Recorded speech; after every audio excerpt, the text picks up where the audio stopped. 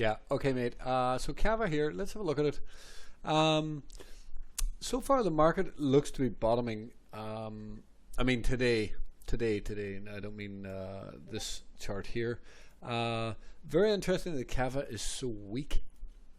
I mean, that could be a good thing for a buy. Is that a bullish yearly stop hunt? No, it's not. It's a higher low. Okay, interesting. It's getting late in the year. This may stop hunt on a new year is my initial thought process, but of course there's a lot of trading to be done in between now and then. So yeah, look at this, a very nice 6 month candle. Very interesting 6 month candle considering the yearly still looks terrible. But yeah, I definitely do like this, no question about it. I want to look at that yearly again. Yeah, it's got the volume. Sometimes we have the volume, buying just below the volume can be a great place to buy. So it's worth keeping in mind anyway for a new year. If it does stop hunt on a new year, it's likely to be a very good buy. But in the meantime, we do have, obviously there's different levels here. Of course, this needs to stay green to continue to be bullish.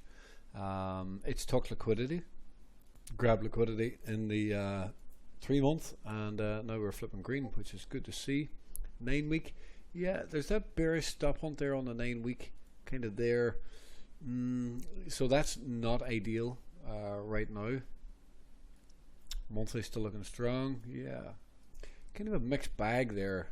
So it's basically we're in this trading range, so to speak. There is that stop hunt at the highs, and there was a stop hunt at the lows. Not really a stop hunt, but there is this deviation, and then we have this one up here on top as well. So yeah, very interesting. It is suggesting though that near term there should be more upside at least. Is this the low? Is the low in? Well, that remains to be seen.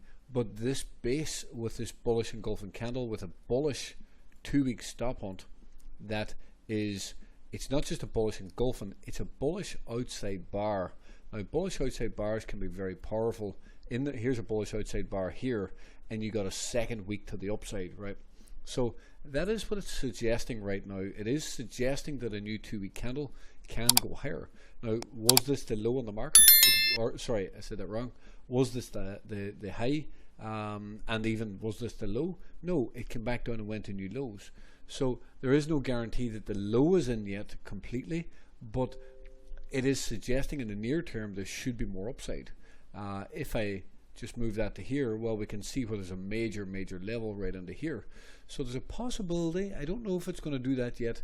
Let me change that. There's your first target, right? That would be your first target, and then the second target would be coming up into this sort of level here. So there's a major level up above, somewhere between there and here, that the market might struggle with. But if sometimes you get these reversals and these bases can break up.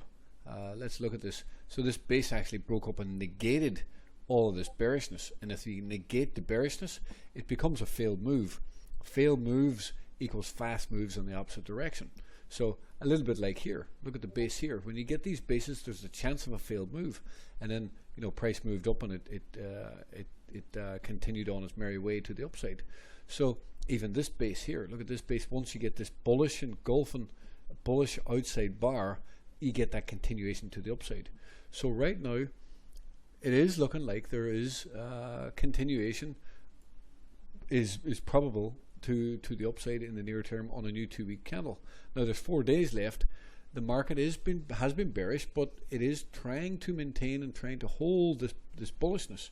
Now you might say there was a bullish engulfing candle here and it didn't go to the upside, but the longer the base, the more times you get the bullish engulfing candles or the bullish outside bars or whatever, the more chance of it being successful to the upside. So the first one can often be a failure, but it's not actually a failure yet. This could be still classed as bullish inside action because you've never really closed or broke down below this candle back here. So the market is still working its bullishness through here, but it did not break down, and now we've broke up again. So the market is confirming in a way that this wants to break up because of this base, because of the bullish engulfing back here, and because of the failure to break down. So it is suggesting that the market wants to go higher. So for now, we have to kind of anticipate or theorize at least that this market will go higher on a new 2 week. And then we got to see how it goes and how the market, because Bitcoin's at new all-time highs now, sometimes this causes real reversals in altcoins, and you know, it actually potentially is different than all of this other action here, right? Bitcoin has only broke out above all-time highs here. All of this, Bitcoin was not above all-time highs. So there is a fundamental difference in that, in the fact that money can flow into these altcoins now more easily, potentially. There's more spotlight on them. In the past all seasons, when Bitcoin broke out to new all-time highs, that is when altcoins have had their run. So from knowing past history, yeah, we need to watch this to see if we can get continuation.